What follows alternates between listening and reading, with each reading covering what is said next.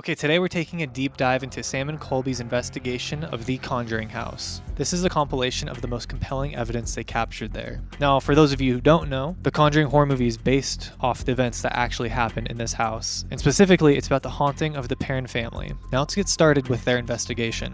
As the investigation starts, strange things immediately begin to happen. My camera just turned itself off. Did it? Yeah, It's gonna be bad. What? Really? What do you mean? When it starts sucking energy like that? Yeah, I know. Yeah, when it starts, like they're already draining batteries and stuff. And paranormal researchers believe this to be a way that entities kind of draw in power from external sources and then use that to manifest themselves in some shape or form. But now, fast forwarding a bit, Corey, who is the owner of the home, starts giving the group a tour of everything. And it was during that tour that they all get goosebumps at the same time.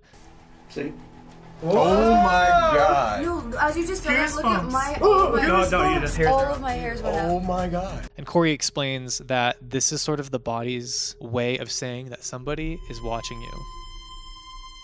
Now during the tour, as Corey, the owner, is showing Sam and Colby the library, when Corey tells them that one specific book has a habit of falling off the shelf, and he actually has it all caught on camera. And he actually got it twice.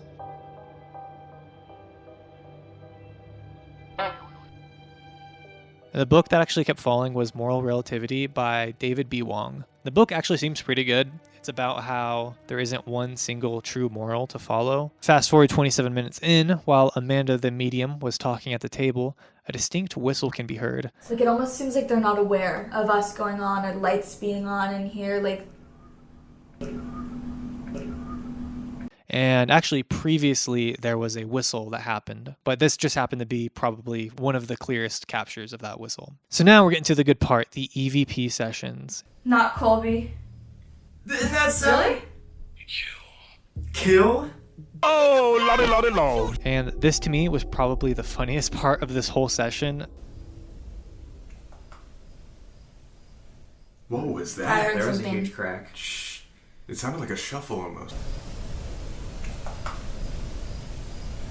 But since she had the noise-canceling headphones on, she couldn't even tell that they were freaking out about it. But anyways, I'm going to summarize this first EVP session because it was kind of chaotic. But if I'm piecing it together right, there might be a dead soldier in the house who is spiritually trapped there. And to kind of glue these EVPs together, there actually is a legend that there's 7 bodies of soldiers buried in the walls of the house. Also, something notably creepy that happens is the EVP says Lorraine. Lorraine. Lorraine? Gosh. Which I think is kind of weird because, I mean, it has infinite words basically to choose from, but it picks Lorraine. And actually later on during the last EVP, it says Warren as well, which, what are the chances? Warren. Warren? Like Ed and Lorraine Warren? So throughout this entire investigation, Amanda, the medium, has been seeing a childlike figure kind of peeking its head around corners and doing creepy stuff like that. And it was while taking a picture with the infrared camera that she actually caught something disturbing. Oh shit. Right there. It looks like it's peering from behind the It's corner. literally, yes. How I saw It looks it. like a little kid. Didn't look like that when I pulled the trigger. Obviously a little boy peeking through this window right Like- there. I Amanda. saw it. If we take a closer look, it looks like the face of a child. You could even see the hair, the nose, the mouth, and the bang swooping. But if I'm going to be the skeptic, I'm going to say it's a reflection because actually infrared cameras can pick up reflections. And the fact that it actually looks like Colby kind of tells me that it might be his reflection. Who knows? Face. It almost has like sort of my haircut. Yes! That's what it looked like. Yes! But it's But what do you guys think? All right, so getting deep into the episode, about an hour in, they do a 3 a.m. seance in the basement, which is apparently the creepiest and most active part of the house. And it was shortly after they started doing everything that Amanda started to freak out. And again, Amanda's the medium. We should stop. Like right now? Like right now. Like turn off the cameras. We should stop. Or if you guys want to keep going, I don't recommend you do, but this isn't safe. So everybody goes upstairs for a second and they kind of freak out. But Sam and Colby, they kind of brave it out. Sam and Colby go back into the basement and continue what they started originally. So down there, they do an EVP session, and they hear some pretty specific things over the EVP. For example, we could hear the EVP say, "Now, it's just you two." We can't go now. back. It's just you two. No fucking way. Which to me, it's like somehow knew that everybody else left and it was just them two down there. And when asked if this was the same entity, demon, spirit, or whatever that was messing with the original owners of the house, the Perrin family, it said, yeah. Were you the entity that were messing with the Perrin family? Yeah.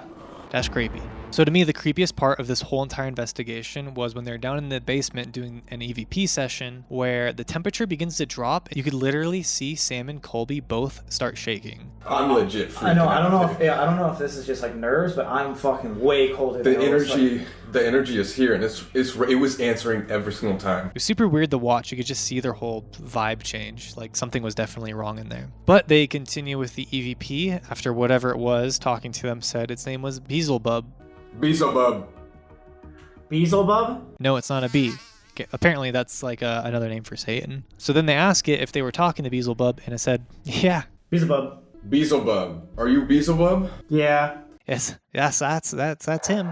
So then, once they realize that they're talking to Beelzebub, they decide to ask it a few pressing questions. Is there a god? He is there. But are you more powerful than he is? Bigger. Come on now, devil, you don't have to stoop that low. And then it just says go a bunch of times, and Sam just ends up just throwing the EVP headphones off of him because apparently the EVP just got really loud for some reason. Now, before we end this investigation, Sam and Colby try to leave the basement when they realize the door is locked. So what's really interesting about the door being locked is in the same EVP session, the EVP said... It just said close the door. So it's kind of just weird that the door to the basement actually happened to be locked. So that's pretty spooky. Overall, this house has bad vibes, and whatever entity is in there is a real knucklehead. Also, Sam and Colby, if you remember me, we had pizza at your apartment in LA in like 2016. I don't know if you remember me. I came with Aria. Anyways, thanks for the pizza, and keep up the spooky shenanigans. See you guys next time.